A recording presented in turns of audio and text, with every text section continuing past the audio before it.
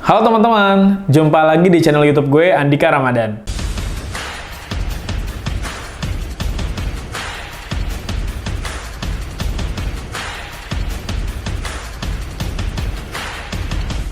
Video ini disponsori oleh Klorisman.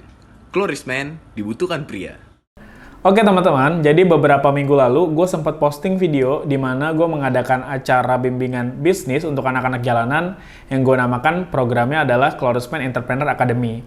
Dan teman-teman, hari ini program itu akan gue jalanin dan hari ini gue akan mengundang anak-anak jalanan yang gue pilih dari 70 orang, terseleksi sampai 10 orang. Nah, 10 orang yang terpilih ini akan gue undang sekarang untuk dapat bimbingan bisnis langsung dari gue.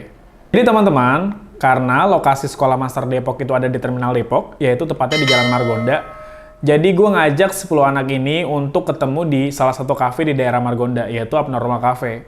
Nah, ketika gue undang untuk datang ke Abnormal Cafe, antusiasme mereka tuh luar biasa banget ya. Karena memang mereka ada yang naik angkot ya, dan memang juga ada yang mungkin jalan kaki juga gitu loh. Karena memang beberapa dari mereka itu juga penjual tisu yang biasanya tuh jualan di pinggir jalan Margonda. Pokoknya antusiasme mereka luar biasa banget ketika gue ajak untuk ngobrol di Abnormal Cafe. Nah, ketika gue ajak ngobrol di Abnormal Cafe itu, anak-anak ini banyak gue ajarin soal bisnis ya, tapi sebagai basic ataupun dasar, gue ngajarin mereka tuh yang simpel-simpel dulu. Sebagai contoh, gue ngajarin mereka soal gimana caranya mereka harus berani bermimpi, dan gue juga ngasih penugasan ke mereka, di mana mereka juga harus nulis impian mereka di salah satu kertas putih gitu loh. Dan banyak banget agenda yang gue adain di sana, nggak cuma soal impian, gue juga banyak tektokan untuk ngobrol langsung sama anak-anak jalanan ini. Dan gue ajak juga mereka untuk makan bareng, untuk ngobrol sama di tim Klorisman, biar banyak tahu juga soal dunia bisnis. Jadi teman-teman, ada adegan yang menarik dari acara yang gue adakan dengan anak-anak di Sekolah Master kemarin. Gue sempat memutar sebuah video tentang meraih impian, dan akhirnya gue menyuruh anak-anak jalanan ini untuk menuliskan impian mereka. Nggak usah banyak-banyak, gue suruh mereka untuk nulis 3 impian terbesar mereka dalam hidup yang pengen mereka raih setelah mereka lulus sekolah. Dan luar biasa banget ketika mereka membacakan impian-impian itu, gue cukup merinding ya, karena untuk ukuran anak SMA, mereka sangat-sangat benar-benar punya impian yang sangat tinggi gitu loh. Semisal ada yang memang mereka pengen kuliah di Amerika, ada yang pengen jadi penyiar radio, ada yang pengen masuk kampus negeri seperti UGM, UI, dan UNJ, dan masih banyak lagi. Nah, kenapa gue sangat salut dengan cerita anak-anak ini? Karena gue tahu latar belakang mereka. Kenapa? Karena gue juga alumni dari Sekolah Master. Nah, alumni Sekolah Master itu rata-rata memang secara background sama dengan anak-anak ini. Nah, anak-anak ini ada yang jadi pembantu rumah tangga, ada yang pengamen, ada yang pemulung, ada juga yang jualan tisu di pinggir jalan. Nah, makanya ketika gue dengar impian mereka sekeren itu, ya gue cukup salut dan sangat-sangat respect lah sama mereka, dan makin semangat aja gue ngajarinnya. Dan ada satu anak namanya Alda Esmeralda, dia perempuan dan gue tahu latar belakang dia, yaitu dia pernah jadi pengamen. Gue nggak tahu sekarang dia masih ngamen atau enggak, tapi yang pasti cita-cita dia ini berbeda banget dari 9 orang anak yang lain. Karena ketika gue tanya, apa sih impian terbesar lo? Impian terbesar dia adalah dia pengen jadi orang yang dibutuhkan. Kenapa pengen jadi orang yang dibutuhkan? Dan jawabannya menarik banget. Pernah ngerasain gimana kayak orang nggak pernah peduli sama apa sih, sama Alda gitu. Jadi kayak setiap Alda. Tapi jadi ada nggak pernah ngerasain? Iya, kayak orang nggak pernah peduli sama kehidupan orang lain gitu.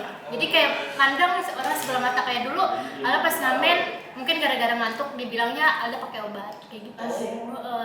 Selain ngajarin mereka untuk berani menuliskan impian mereka dan ngewujudinnya, gue juga ngenalin seller-seller Klorisman yang udah pada berprestasi, yang omsetnya sudah puluhan juta sampai ratusan juta, tapi lewat video.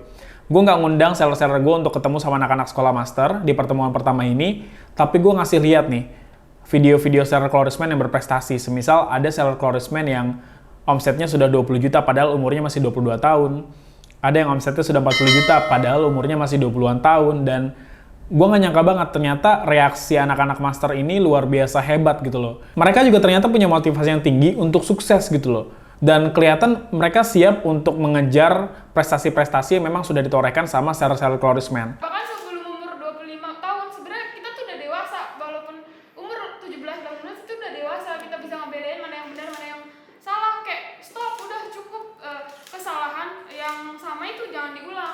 lebih baik kita mikirin buat masa depan kita, gimana caranya nanti kita hidup beberapa tahun ke depan tuh kita udah sukses, kita bisa hidup enak, nggak usah lagi mikirin besok mau makan apa, besok mau gimana, itu nggak usah mikirin. Jadi kalau bisa dari sekarang secepatnya kita tuh harus berusaha buat supaya masa depan kita tuh udah enak gitu, mau nyantai kan enak gitu. Nah inilah yang bikin gue jadi makin semangat lah ngajar mereka gitu ya. Karena gue lihat dari semangatnya aja tuh udah membara, udah berapi-api banget. Jadi anak-anak SMA yang sudah dewasa seperti ini, yang punya impian seperti ini, itu menurut gue jauh lebih mudah untuk dibentuk jadi orang sukses. Karena motivasi mereka itu sudah terbentuk sejak mereka masih remaja. Dan ini tentu bikin gue sama tim Chlorisman makin semangat untuk ngedidik mereka biar jadi pengusaha sukses. Dan yang terakhir, sebelum mereka pulang, gue ngasih tugas ataupun PR ke mereka, kalau mereka wajib nulis ataupun tempel semua impian mereka di sebuah kertas putih. Jadi gue suruh mereka beli karton, di mana kartonnya itu gue beliin, tim Chlorisman juga yang mengcover itu. Jadi mereka beli karton putih, di mana karton putih itu nanti wajib mereka tempel atau visualisasikan dengan apa yang jadi impian mereka di masa depan. Semisal ada yang pengen punya cita-cita ngeberangkatin orang tua pergi haji, ya udah tempel aja tuh gambar Ka'bah. Nah, semisal ada yang punya cita-cita pengen punya mobil, tempel gambar mobil. Jadi gue minta mereka untuk visualisasikan impian-impian itu agar mereka selalu mengingat apa yang menjadi impian mereka di masa depan.